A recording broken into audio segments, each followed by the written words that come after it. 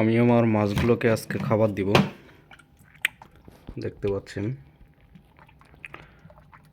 অসাধারণ সুন্দর মাছগুলো।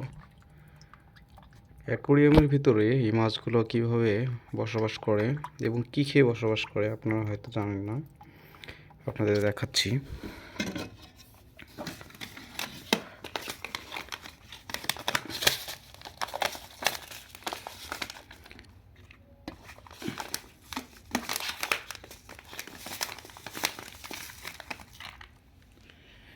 এই যে মাত্র এই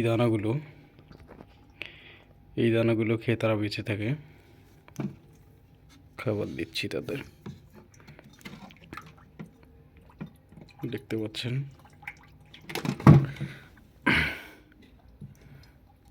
তারা খুব সুন্দরভাবে খাচ্ছে, দেখুন। অসম্ভব সুন্দর, তাই না?